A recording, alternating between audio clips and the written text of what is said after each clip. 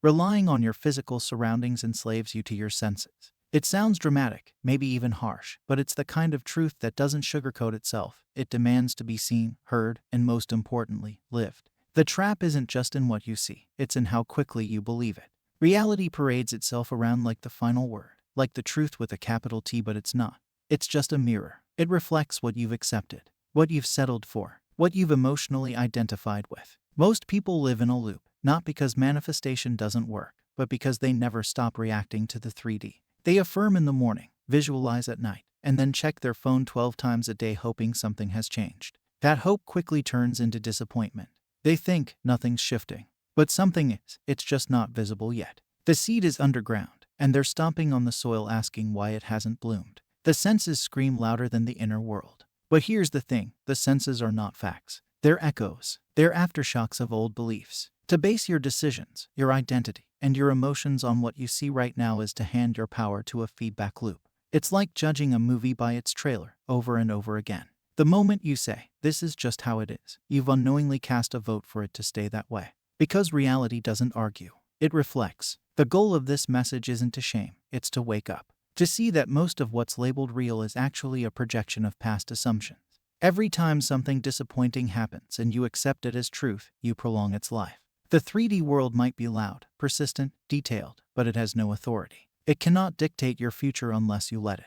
What has authority is imagination, inner conviction, that unseen space where your real life is born. If you've ever felt like you're doing everything right but still nothing's changing, this might be why, not because you're failing, but because you're still letting the echo convince you the cause hasn't shifted. This isn't about ignoring reality. It's about knowing what it really is. Not the truth, just the trail. And the moment you truly understand that, you begin to reclaim your power, because instead of reacting to the 3D, you start sculpting it from within, like a silent artist painting a masterpiece that the world hasn't seen yet. This is the part where most people get stuck. The shift begins internally, yet the first instinct is always external validation. Someone starts imagining being loved, being successful, being chosen, but within minutes, they start scanning their world for proof. Did they text yet? Did the money come in?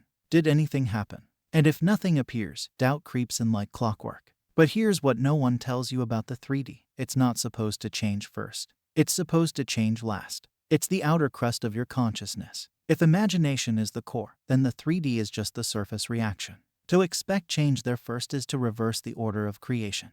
And yet, it's the hardest thing to stop doing. Why? Because the senses are seductive. They present data, tangibility, logic. But logic is often just a record of past limitations. It cannot account for the unseen. So you repeat the cycle, visualize, then react. Affirm, then analyze. Feel powerful in the morning, then collapse by nightfall when reality doesn't play along.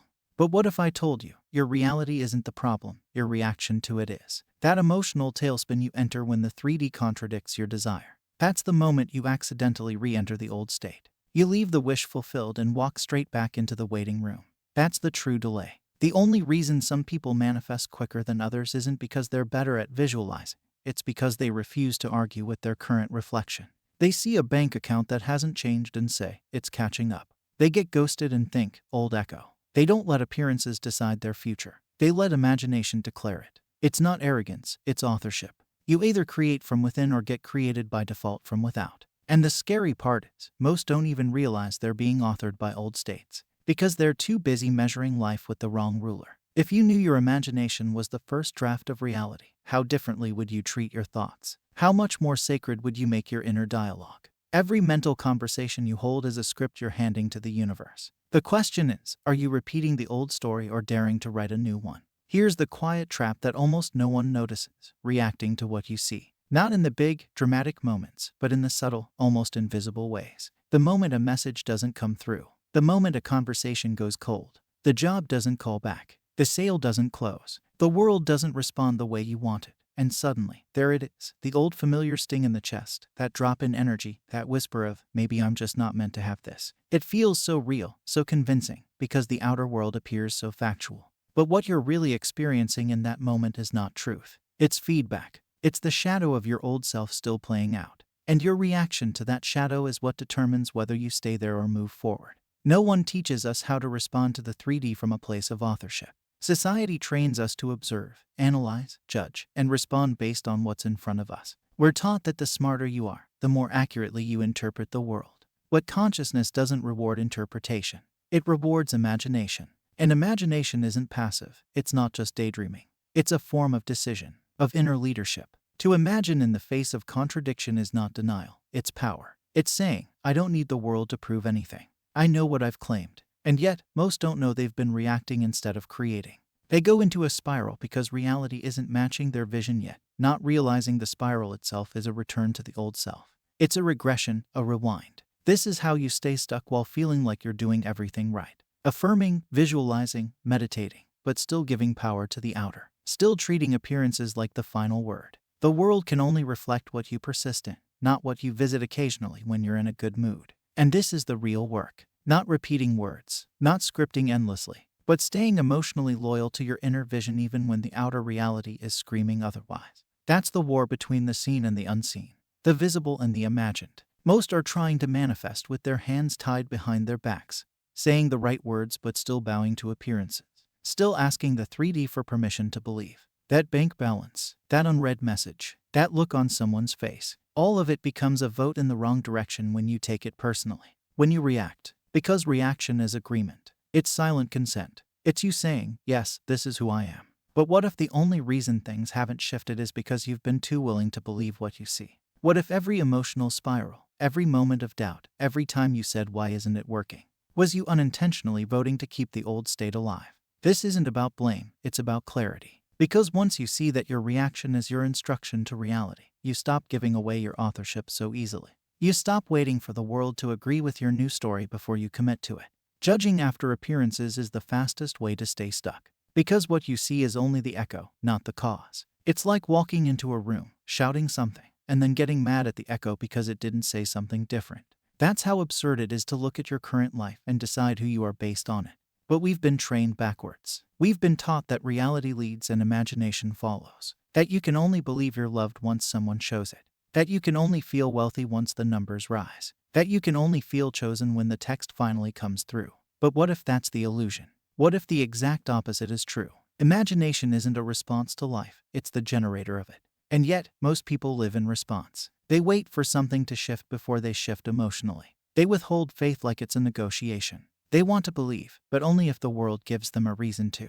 That's the core of being enslaved by your senses. It's not just about what you see. It's about needing what you see to change before you allow yourself to believe. And in that waiting, you freeze your own transformation. You anchor yourself to the very state you're trying to escape. Because the world will only show you what you've accepted.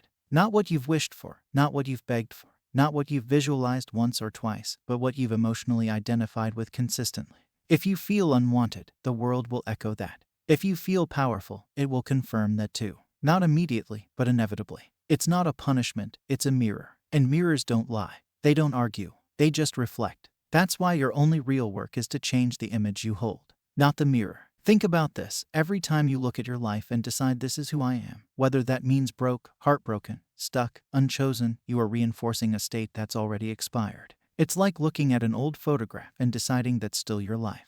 But that photo only persists because you keep showing it to yourself. You keep emotionally charging it. The moment you stop reacting to it, it begins to dissolve. That's the hidden power no one talks about, the ability to disarm the 3D through non-reaction.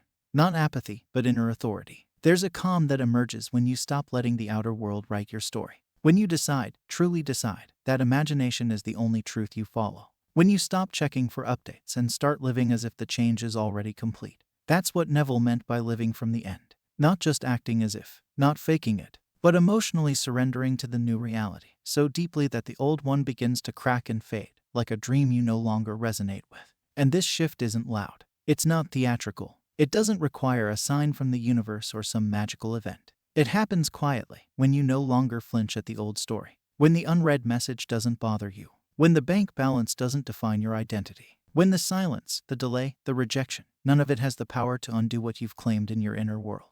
That's when the 3D loses its grip. That's when the mirror begins to bend. And then there comes a moment, not loud, not cinematic, but sacred. A moment so quiet it's easy to miss unless one is finally still enough to feel it. It's not triggered by a sign from the universe or a sudden shift in circumstances. It doesn't require a text message, a job offer, an apology, or a bank alert. It comes without fireworks, without evidence. And yet, in its silence, it's the most powerful moment of all. It's the moment when something inside finally clicks, and there's no more begging, no more questioning, no more trying to convince reality to give a sign. No more watching the 3D and wondering, why isn't it here yet? Just a quiet, steady knowing, I don't need proof to feel it. I am it. That moment doesn't arrive because reality changed. It arrives because you did. Because for the first time, you stopped looking outside for reassurance and started living from the reality you claimed within. And in that shift, everything begins to move. Not because you chased it, not because you tried harder, but because you finally aligned.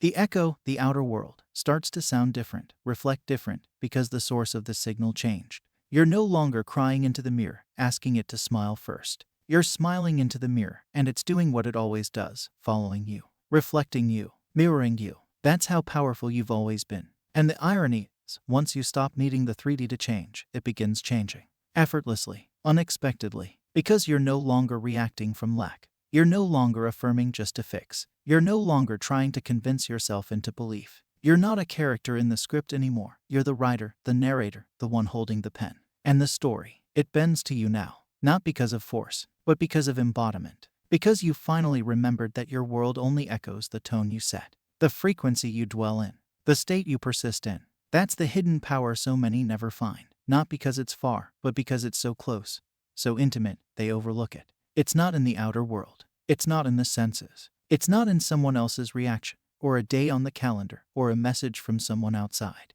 It's in the unseen, where all creation begins. It's in the unseen, where the real world is born, again and again, from imagination, from identity, from assumption. And when you finally stop judging by appearances, when you stop letting your senses enslave your mind, you reclaim your freedom, the kind that doesn't ask for permission, doesn't wait for validation, and doesn't need a reason.